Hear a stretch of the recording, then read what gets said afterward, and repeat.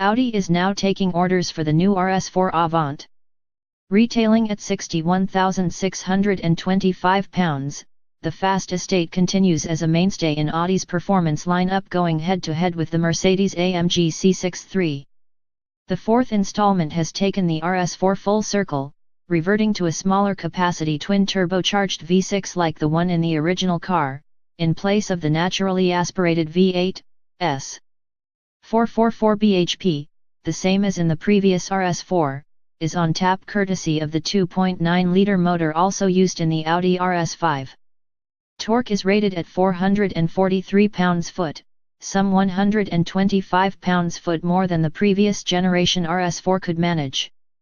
The extra mid-range twist has slashed the 0 to 62 miles per hour time to 4.1 sec, 6/10 quicker than the preceding RS4. Top speed remains limited to 155 miles per hour, although the R's dynamic package will lift it to 174 miles per hour. It is based on the current A4 platform, which provides the new RS4 Avant with a very good starting point. For the standard model and the current S4 are night and day improvements over their predecessors. Ostensibly due to Audi's weight reduction program, it has allowed the chassis and dynamics boys and girls to finally nail the A4's ride and handling.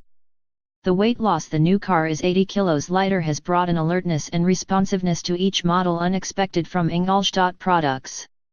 The damping is so much cleaner, crisper and better suited, too, that there is more to recommend about an A4 and S4 than its quality, looks and impeccable interior quality. Being an Rs model, the new RS4 Avant's bodywork is suitably enhanced. Its front and rear arches are 30 mm wider and it sits 7 mm lower than an S4 thanks to the standard fit Rs Sport suspension, which can be upgraded to Rs Sport Suspension Plus with dynamic ride control, better controlling body movements reining in pitch and roll. The optional are larger air inlets at the front, too, with an Audi Rs trademark honeycomb structure incorporated within the single-piece grille.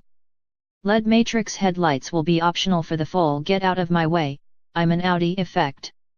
The rear features a bespoke diffuser, a pair of oval tailpipes for the Rs-specific exhaust, and there's a spoiler for the trailing edge of the roof, too. RS4 traditionalists will be pleased to hear that Nogaro blue paint will also be available. The 8-speed automatic transmission that replaces the old car's twin-clutch unit directs drive to all four corners where the Quattro all-wheel drive system does its work. Shuffling torque to maximize performance in varying conditions, it can divert up to 85% to the front axle and 70% to the rear. To further optimize power deployment, a rear differential is offered as an optional extra.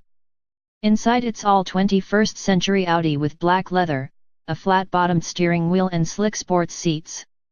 A virtual cockpit will be standard and will feature Rs-specific displays that will indicate the G-force you're pulling, tire pressures and the torque being used. With no estate version of BMW's M3 or Alfa's Giulia Quadrifoglio, the RS4 Avant's big challenge will come from the more powerful, rear-wheel drive Mercedes-AMG C63's estate. With 503 bhp and 516 pounds-foot produced by its 4-litre twin-turbocharged V8, we know the AMG doesn't want for muscle. Its 4.0 sec 0 to 62 miles per hour time may only be a tenth quicker than that claimed for the new RS4 Avant, but we already know the C63s gets there with a thunderous and intoxicating V8 soundtrack. The AMG is 10 kilograms heavier despite having 2 fewer driven wheels and currently costs £70,325. It's going to be an intriguing twin test when we drive them back to back at the beginning of 2018. The last RS4? On the future of the RS4 and where it sits within Audi Sport's plans, Winkleman said, the RS4 Avant, and RS6 Avant, will also be part of Audi Sport. These models, the RS4 in particular, is very important to us, it's perhaps our most recognizable product. It's the car many of our customers know us for. We will also fight to do these cars. With the growth in SUVs and more niche SUVs including both electric power and performance models, traditional sports saloons and estate cars don't always have such a certain future. In some markets we know cars like the RS4 are not volume sellers, but this is the first time we will sell it in China, a market that traditionally doesn't buy estate cars.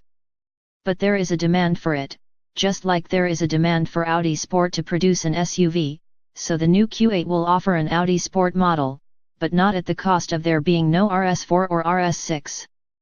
These models are too important. As with all our cars, not just Audi Sport but Audi AG too, we will have to look at how we can build them to meet any legislation. I'm talking about emissions without compromising our core principles of what makes an Audi Sport car: usability, performance, and design.